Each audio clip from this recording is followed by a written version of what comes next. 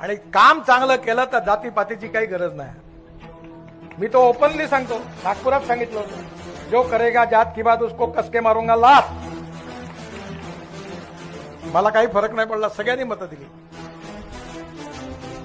हा माणूस हा जातीने मोठा नाही, माणूस हा गुणाने मोठा आहे। आपण तुकाराम महाराजांची जात माहिती आहे कोणाला? तुकडोजी महाराजांची जात माहिती आहे? गाडगे महाराजांची जात माहिती आहे? ज्ञानेश्वर महाराजांची जात आपल्याला माहिती आहे?